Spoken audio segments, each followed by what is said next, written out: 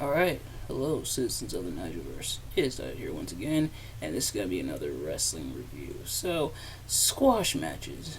Sometimes squash matches are kind of like, obviously, the squash is for one reason and for one reason only, and that's to put someone over. You have them fight a weaker opponent and have them pretty much trample them.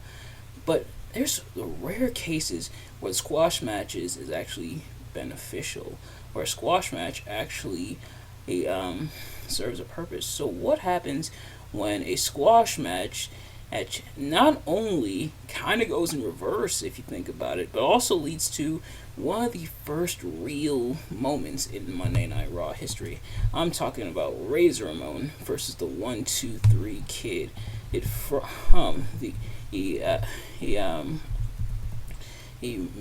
from the May 17th, 1993 episode of Monday Night Raw. So, as always, I'm not a professional wrestling reviewer or analyst, just a man who enjoys a good time, which I'd say for the most part, I did have with this match. The thing is, and we'll get into it, but like I said, this is a squash match, therefore it's a very short match. But without further ado, let's get into it. So, for those of you who've seen these reviews before, you already know how this works. For those of you who haven't, I'm going to be talking about what I liked and what I disliked about the match. Starting with what I liked, like I said, kind of a squash match in reverse, because Razor actually eats the pin and then is pinned quickly.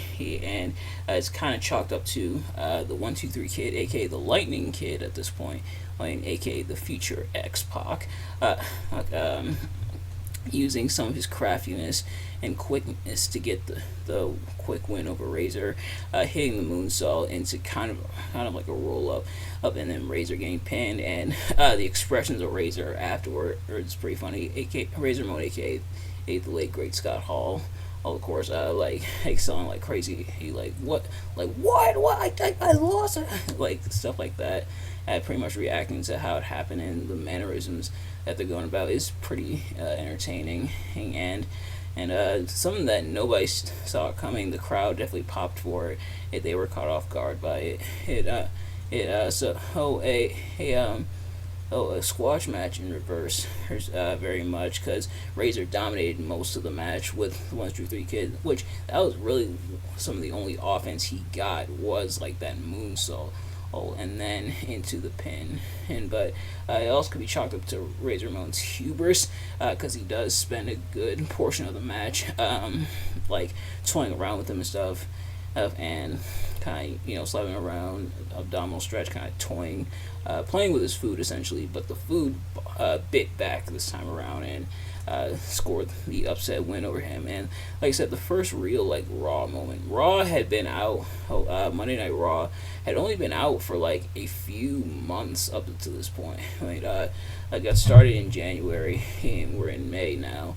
But this is like the first real major moment in Monday Night Raw history that a lot of people latch onto and stuff and associate with Monday Night Raw. And this would be a story going forward, between Razor and 1-2-3 Kid, where they would feud with each other. They'd even team up before the 1-2-3 Kid then turned on Razor, and then began that feud. And like I said, 1-2-3 Kid he'd actually leave WWE for a time, would be in WCW as Six and everything as part of the NWO before returning as X-Pac, and you kind of know where things go from there, for good and for bad. So a lot of it began here, in this match. And in terms of what I didn't really like as much, because this is a squash match, this match is very short. In fact, by the time I'm going to be finished with this recording of this video, which is only 4 minutes, but by the time I finish talking about this section and wrap up the video, this match will have been over probably 2-3 times over. It's a really short match. Actually, it's a squash match. Squash matches aren't supposed to be long, unless it's like one of those things where it's like a glorified squash match. But so pretty short match, not a whole lot going on. It's more about the story and the moment, admittedly, but not really a whole lot of meat on the bones when it comes to this match. But that's because it's not really supposed to have a lot of meat on the bones, if you catch my drift. But nevertheless, that I think is going to do it for this review. Not sure what gravitated me towards this match to review for today. something about this match I felt like I ought to review. It's not an anniversary or anything. The anniversary of this match is actually pretty much like past. About 30 years after this moment, but